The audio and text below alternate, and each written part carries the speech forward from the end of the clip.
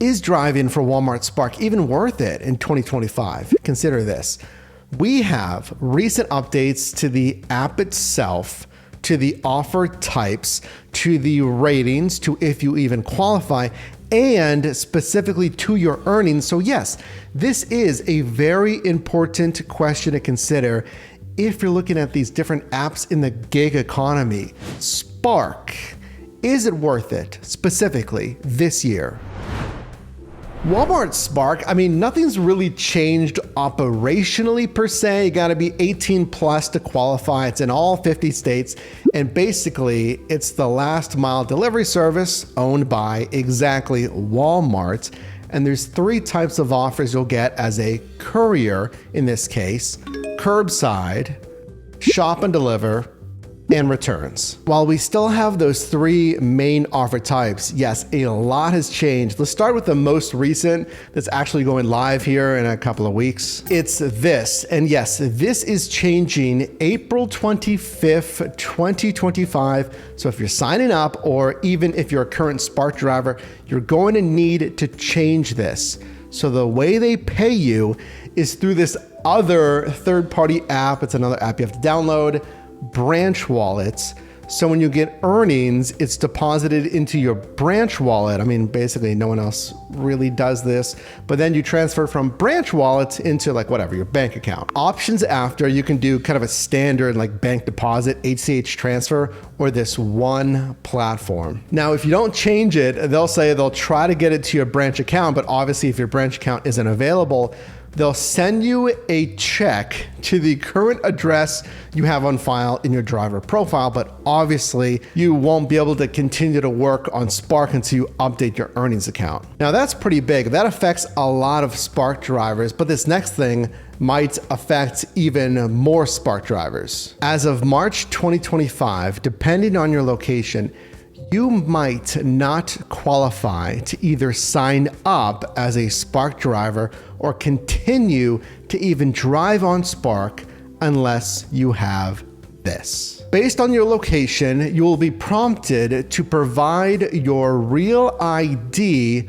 or social security card in the Spark driver app. Now, the time of filming, we're in April 2025. My Spark profile has not gotten this, and they say, no worries, you don't need to do anything, just when prompted in the Spark app, then you'll be asked for either that real ID or social security card. What does this do, and why does this matter? 2 problems that basically we've always seen, and I've been an active Spark driver basically since they started the program. Spark has had some problems with bots and fraudulent and or shared or sold accounts. So that would look like a worker who's not authorized to get activated on the Spark platform buying someone else's profile. So this in parts, as well as recommitting to re-verification processes like selfies for drivers to make sure that Spark driver is the account's owner. But having this in place, you would think, should weed out more of those shared or sold accounts. Now, if you're a Spark driver, let's take a look at some of your metrics because that's also new going into 2025. Your acceptance rate, the percent of times you basically just accept an offer, and Spark offers you assignments in different ways. Either just a broadcast like first come, first serve offer, or a round robin that's sent to different drivers, but then those are only sent to you.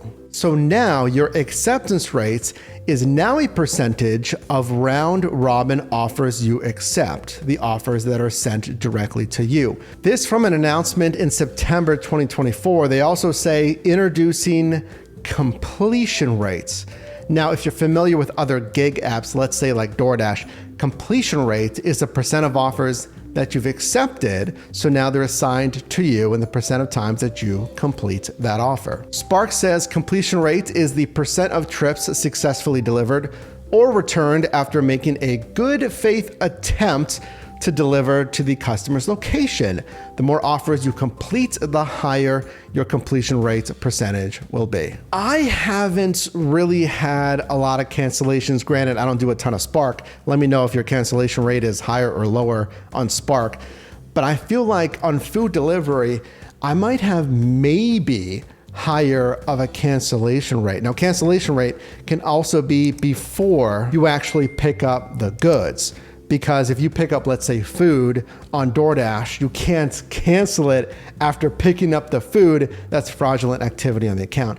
Kind of same thing here. If you accept an assignment by mistake or you hit with some traffic and you can't go to the Walmart or the Sam's for the pickup, then you might cancel. Also, one new thing that we've had for about a year is a redesigned Spark app. So again, this is new for 2025. Now there's a few announcements here. There's one main thing I'd like to show you. It's really this, view previously accepted trips. You can tap the trips tab to see previously accepted trips. You will be able to see the initial estimated earnings for when you accepted the offer. The way I'd use this is looking at what is the average dollar amount, because that is something I want you to track.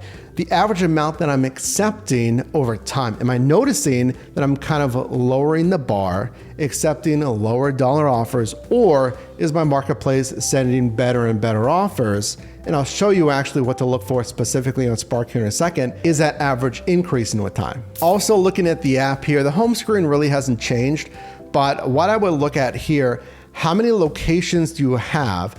The main pickups are going to be from Sam's Club and Walmart.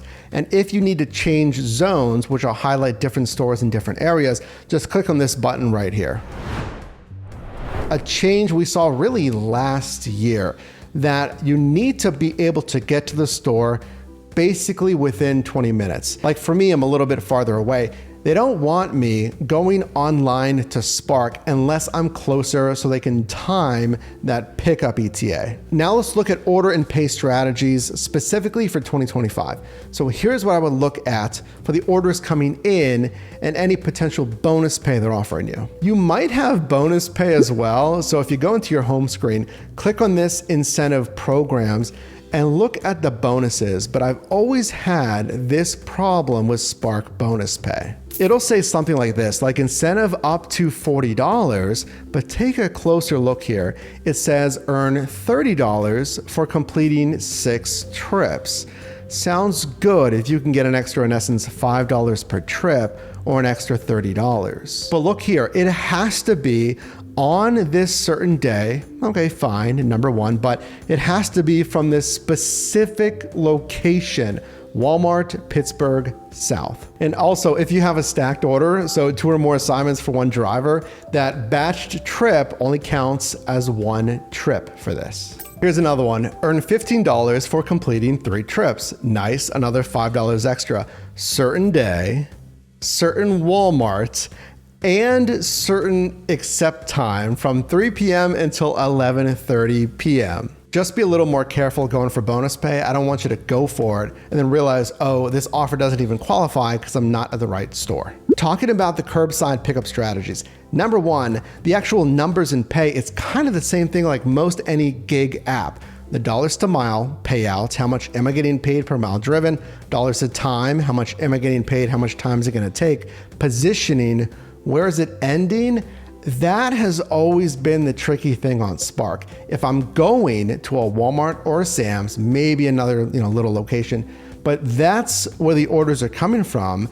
That's where I'm going to have to come back to get my next offer. And because of that, I've always said I like Spark as a filler app, because if you're just yo-yoing back and forth, Spark, Walmart offer to customer, coming back to the Walmart, customer, coming back to the Walmart, it's really adding up the miles. But this next thing is possibly the most important thing though, with any curbside, is you have to understand how good is that store in pulling and prepping the order, because you're not shopping for it. They're pulling it. So if certain stores do better and you can't check in earlier than 15 minutes anyway, so 15 minutes before your pickup time, how long will you be waiting? Even if you arrive at the exact pickup time, I've waited 15 minutes plus probably on most of my offers on all 3 Walmarts, at least in my area. So think about for curbside, is that location worth it? Typically, because they're also managing all the customer orders And then also think about seasonality that might increase even more customer orders. I like Curbside when it goes well. Now let's talk about shop and deliver. So instead, I'm gonna be in charge of the shopping. I can control the pull rates, like the pick rate, how fast I can pick an item here, especially if I'm familiar with that store. Here, for really any shop and deliver platform, any shop and deliver on any app or niche, I'm always looking at the item counts. Am I familiar with that store? And how fast can you pull those items? Because the pay, $20 for 7, even 5 miles sounds great, but consider the ETA for shopping for 8 items, cool, or 28 items. Here's the deal with Spark. You're mainly gonna have just that.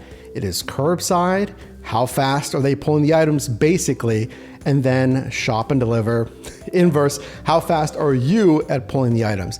And then positioning, is it worth it? $10, 2 miles, wonderful. Shop and deliver for 3 items, I like it. Are you gonna, and you're gonna have to decide this, are you gonna use it as your main thing or a filler app? Because if it's the only app you're working that day, just consider that yo-yoing, am I seeing that? At the end of the day, look at your mileage and see, I made $80, $120, but can you make more money elsewhere? Or if you're using it as a filler app, that might be a better way to do it if it's filling in slow times on Uber, DoorDash, or something like that. In 2025, we might hopefully continue to see less and less bots. That's on the security end, bot accounts, like fake accounts. And then of course, the dupe, shared, sold accounts. So maybe less competition from anyone that bought one of those accounts or something. So is it worth it from an app that's been around for a little bit now, that can get you tips as the driver, which is nice. You'll be doing some more grocery runs, more like bags and stuff, carrying back and forth to the front door and then other platforms, but is also going deeper on trying to improve security and false accounts, etc. We'll see, because I know Spark's popular, but I don't want it to be popular because people are doing it and talking about it. I want it to be popular because it's making you more money.